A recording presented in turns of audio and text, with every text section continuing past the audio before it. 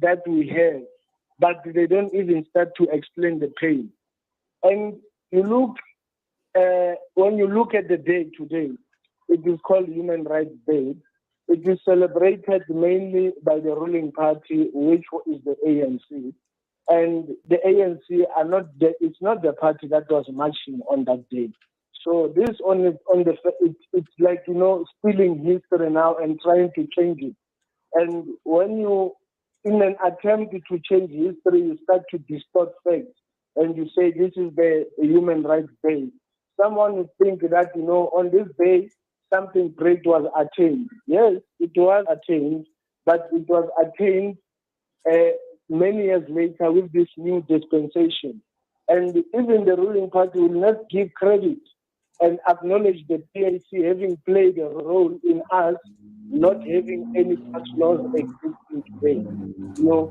So this is a day of a massacre that happened in Sharpeville. And to call it a Human Rights Day and not acknowledge the real events as they happened is to distort our history. And, as it is said, that the victor always writes history. That is why I'm not happy. Okay, Moulana, what are we going to do to get government to change, to rename this day as Sharpeville Day? There's been lots and lots of commentary and comments about this day being called, rightly so, Sharpeville Day. What do we do? What's the process that we need to follow to rename this, the 21st of March, come 2023, that it is known as Sharpeville Day? We have to stand up and speak. That's the first thing we have to do, because we might be speaking in our corners, but we know that our legal system, it even allows us to can pursue even legal avenues where we can even take this to the Constitutional Court, and look into the Constitution as how we can do this. But we have to do this as a collective. And it doesn't have to be only about this matter of the 21st of March, the Sharpeville massacre. It has to be regarding many other days which have been changed in the calendar. And when these days change also, they change how they are being commemorated. I'm still going to come back to how we're going to try and change this. But I just want to put this point through. Like, you look at the 16th of December, I grew up knowing it as Bingan's Day because it signifies a great day whereby there was a war between the Zulu nation, and this a matter of also the land matters. But you look at the 16th of December now, it is a day where I know in many of our localities we lose the aim and we lose the purpose of the day, where we party, we get drunk, and we don't even know what the day is about. So it's about us as the people of the country advocating with the civil society and lobbying everyone so that we can push the government to change this day and call it the Sharpeville Massacre Day, or the Sharpeville Day as we previously knew it before. Okay, then my final question to you is, how do we go about, and we need to start doing it now. We can't wait a few days or a month or two before March the 21st, 2023 to expect to change the name of the day. The work has to start now. Civil society, it is critical when it comes to these matters like this. We have a lot of civil society groups in South Africa who are able to lobby the country and lobby them for different agendas. So I think if we started with civil society, all of them, those who are always,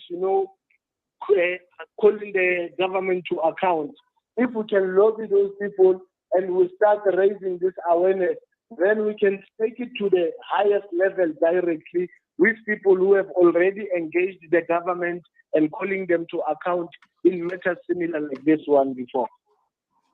Okay, inshallah, we will be going forward, supporting the call for Human Rights Day on the 21st Yes, of March to be changed to Sharpeville Day in memory of those people that put down their lives for the emancipation of the rest of South Africa. Shukran for yes. talking to us. You go well. And salamu alaikum to you, Moulana Vuyo Mokoema. Wa alaikum assalam wa rahmatullahi wa barakatuh. 10:23 exactly. In a minute or two, we are going to be talking with Carl Niehaus and get his thoughts on this day that is being commemorated around the country. Is it being commemorated under the right banner and in the right way? Well, we'll hear what Carl Niehaus has to say about the 21st of March, which we are very loosely referring to as Human Rights Day. Breaking stereotypes, moving boundaries, joining hands. Salam Media.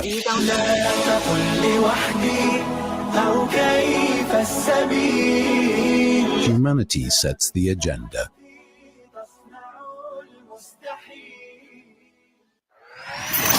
If you're looking for something a little different to what you're already used to, then join me, Maria Mokwanda, every Tuesdays and Wednesdays between 11 and 1 p.m. for the most intriguing conversations. And what we used to do is I used to take the school van and drive around in the rural area with them. Not necessarily to change it completely. You are still the same person. Parenting advice. You need to make sure that your children know who they are. Awareness on the world around you.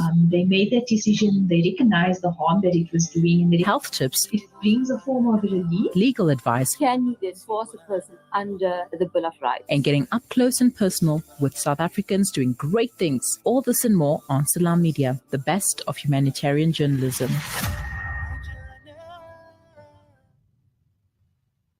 Listen to something fresh. Listen to Salam Media.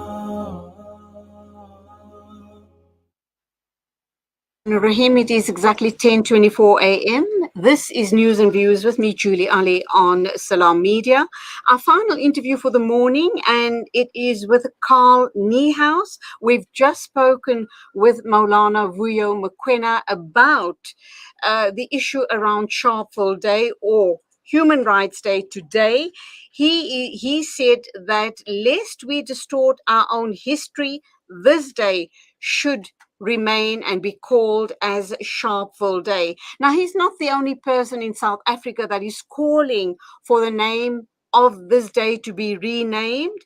We'll talk with Carl Niehaus. He has some very strong views about this issue as well. And of course, the wires have been going absolutely crazy about March the 21st being renamed Sharpeville Day. Carl Niehaus, a very good morning to you. Welcome to the program. Good morning, and thank you for having me. Thank you indeed for your time, Carl. I know this situation is a very sore point with you, and you're going to explain the reasons to us. I mean, 69 or more lives were lost that day. These people were gunned down, and over 100 people were wounded. And this was obviously in direct retaliation to the Dompas laws and the restriction of African people in and around South Africa. Let's hear your thoughts on how strongly you feel about Human Rights Day being named Sharpeville Day, and give us a bit of background as well. As you quite correctly say, 69 and probably more people died on this fateful day. And it is very important, first of all, that historically we acknowledge the deaths of those people, the sacrifices that they have made, and we do not try to smooth over it or sweep it under the carpet. I've been very uncomfortable right from the beginning with the negotiated decision that was taken to call this Human Rights Day. I was part of the negotiating process. I raised my views, but within my own political party, the African National Congress, the view prevailed that it had to be named Human Rights Day. We must be true to history. And in the historical context, we cannot deny what happened at Sharpeville Day, and we must continue to remember those heroes who laid down their lives in the struggle against the terrible racist apartheid regime and the pass laws.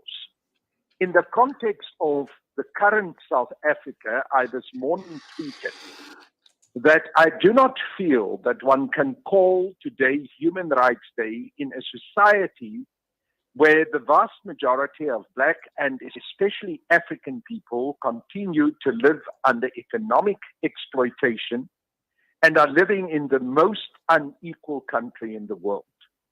We cannot celebrate human rights when the most basic of those rights in terms of access to food, to clean water, to proper shelter, do not exist for the vast majority of South Africans. And we mustn't try and make this bitter pill that we have to swallow and face concerning these issues any sweeter by trying to call it Human Rights Day. Whatever human rights we have, and yes, I acknowledge that we have freedom of speech and a number of rights enshrined in our Constitution and also protected by our Chapter 9 constitutional institutions. Those rights are all compromised by the economic disaster that we are faced with in South Africa, firstly. And secondly, we have seen in the last couple of years a continuing erosion of the human rights that we've even gained in that deeply flawed constitution that we eventually adopted. Among those issues that we surely should be concerned about today on this Human Rights Day is the attack that is being launched against the public protector, the manner in which there is now an attempt by President Cyril Ramaphosa to remove the public protector from her very important job and compromise a Chapter 9 institution. President Ramaphosa himself is deeply compromised in this situation. He's conflicted because the public protector is investigating him and his family. Under these circumstances, surely we should be more concerned about the erosion of our human rights, and we should be more concerned about establishing economic empowerment for the majority of our people than celebrating human rights that are constantly being eroded and watered down.